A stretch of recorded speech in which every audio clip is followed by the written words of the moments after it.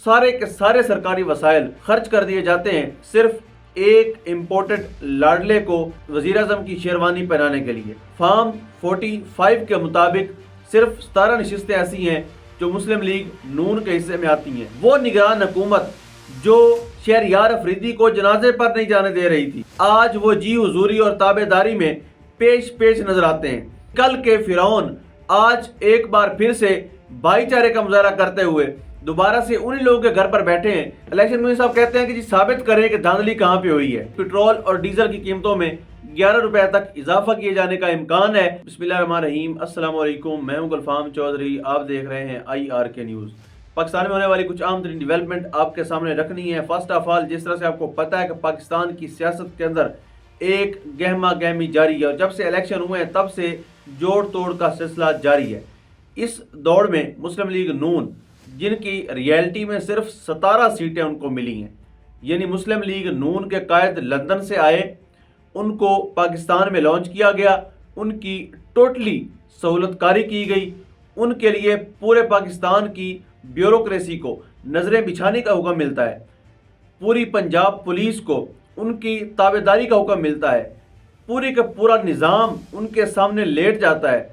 اور سارے کے سارے سرکاری وسائل خرچ کر دیے جاتے ہیں صرف ایک امپورٹڈ لاڈلے کو وزیر اعظم کی شیروانی پہنانے کے لیے۔ لیکن جب مقدمہ عوام کی عدالت میں جاتا ہے تو وہاں پر عوام برے طریقے سے ریجیکٹ کرتی ہے نواز شریف صاحب کو، یعنی جب ساری کی ساری سہولت کاری ملنے کے بعد نواز شریف اس قوم کی عدالت میں جاتے ہیں تو ان کو صرف 17 سیٹیں ملتی ہیں۔ فارم 45 کے مطابق صرف 17 نشستیں ایسی ہیں جو مسلم لیگ نون کے حصے میں آتی ہیں۔ دھاندلی کے اعتبار سے وہ چاہے 76 پہ پہنچ جائیں یا ووٹ خرید کے، ووٹر خرید کے، امیدوار خرید کے، یہ جو خرید و فروخت کا سلسلہ ہے اس کے ذریعے چاہے وہ حکومت بھی بنا لیں، لیکن ریئلٹی یہ ہے کہ مسلم لیگ نون کی ٹوٹل اوقات صرف 17 نشستوں پر ہے، اور پنجاب کے اندر بھی انہوں نے بدترین دھاندلی کی ہے۔ پنجاب کے ریئلٹی میں جو رزلٹ ہیں اس میں مسلم لیگ نون کو باقاعدہ سے عوام نے قبول نہیں کیا بلکہ ریجیکٹ کر دیا ہے۔ ایک ایسی جماعت جو پنجاب میں اور لاہور میں مقبول ترین ہونے کا دعویٰ کرتی ہے، اس الیکشن میں ان کو ایسی عبرتناک شکست ہوئی ہے کہ ان کو 7-8 دن لگ گئے ہیں اور رزلٹ مینیج نہیں ہو رہے۔ ان کے لیے پورے کا پورا سسٹم، یعنی چودھری نظام الدین کی ساری سہولت کاری کے باوجود بھی میاں صاحب اس پوزیشن میں اس وقت تک نہیں آئے کہ وہ حکومت بنا سکیں، اور انہوں نے بالآخر سیاست سے مفروری، مینز دیٹ کہ پاکستان سے مفروری کا فیصلہ کیا ہے، اور وہ جلد آپ کو دوبارہ انہی ایون فیلڈ میں گھومتے نظر آئیں گے جن ایون فیلڈ کے سوالوں پر وہ کہتے تھے کہ الحمدللہ یہ ہمارے اپنے ہیں، لیکن عدالت کے سامنے آج تک وہ ان کو ثابت نہیں کر پائے کہ وہ آئے کہاں سے ہیں۔ اب تحریک انصاف کی طرف سے بیرسٹر گوہر اور شیر افضل مروت نے پریس کانفرنس کی ہے۔ انہوں نے وزیر اعلیٰ کے لیے میاں اسلم اقبال جو پنجاب کے لیے، وزیر اعظم کے لیے عمر ایوب صاحب، ان کو نامزد کیا گیا ہے عمران خان صاحب کی طرف سے، اور اس طرح سے انہوں نے حکومت بنانے کے جو باقی ساری جو وزارتیں ہیں وہ بھی انہوں نے ساتھ اناؤنسمنٹ کی ہیں۔ اور علی امین گنڈا پور، خاص طور پر جب سے علی امین گنڈا پور نامزد ہوئے ہیں وزیر اعلیٰ خیبر پختونخوا کے لیے، وہ نگران حکومت جو شہریار افریدی کو جنازے پر نہیں جانے دے رہی تھی، وہ نگران حکومت جو ان کا پیچھا کر رہی تھی، آج وہ جی حضوری اور تابع داری میں پیش نظر آتے ہیں۔ یعنی جیسے ہی علی امین گنڈا پور کا انتخاب ہوتا ہے، نامزد ہوتے ہیں، وہیں پر جو نگران حکومت کے نمائندے ہیں وہ وہاں پر ان کے والد کی تعزیت کے لیے پہنچ جاتے ہیں۔ تو مقصد یہ ہے کہ آپ دیکھیں کہ آسمان کیسے کیسے رنگ بدلتا ہے اور لوگ کیسے کیسے رویے بدلتے ہیں۔ یعنی کل کے فرعون آج ایک بار پھر سے بھائی چارے کا مظاہرہ کرتے ہوئے دوبارہ سے انہی لوگوں کے گھر پر بیٹھے ہیں جن لوگوں کے گھروں میں چادر چار دیواری کا تقدس انہی لوگوں کے حکم پر پامال کیا گیا تھا۔ علی امین گنڈا پور کے آزاد کشمیر کے الیکشن کمیشن کی جانب سے افراد گرفتاری جاری ہوئے ہیں، اور یاد رہے کہ یہ مقدمہ 2021 کا ہے۔ جو 2021 کے مقدمے کے ورنٹ گرفتاری اب جا کر جاری ہو رہے ہیں ایک ایسے وقت پر جب ان کو وزیر اعلیٰ خیبر پختونخوا نامزد کیا گیا ہے۔ اور ساتھ آپ کو یہ بھی بتاتا چلوں کہ علی امین گنڈا پور کے نامزد ہونے پر بہت سے لوگوں کو تکلیف ہے، خواہ وہ سیاسی ہوں یا غیر سیاسی ہوں، ان کو بڑی تکلیف ہے، اور ان کو پتہ ہے کہ عمران خان کا ایسا ساتھی ہے جس نے اپنے اوپر اس لیول کا ٹارچر برداشت کیا لیکن عمران خان سے بے وفائی نہیں کی۔ ایک ایسے بندے کو جب اقتدار ملے گا تو وہ ان تمام تر لوگوں کی نیندیں حرام کرے گا جنہوں نے لوگوں کا جینا اجیرن کر رکھا تھا، تو ان کے وارنٹ جاری ہو گئے ہیں۔ اس کے بعد الیکشن کمیشن کی طرف سے سکندر سلطان رائے صاحب کی طرف سے بڑا ایک دلچسپ بیان سامنے آیا ہے۔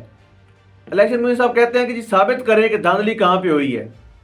راولپنڈی میں جو درخواستیں دی گئی تھیں دھاندلی کے خلاف، اس کی جب سماعت ہوئی تو چیف الیکشن کمیشن جو تھے انہوں نے کہا کہ آپ ویڈیو ثبوت لے کر آئیں کہ کہاں پر دھاندلی ہوئی ہے۔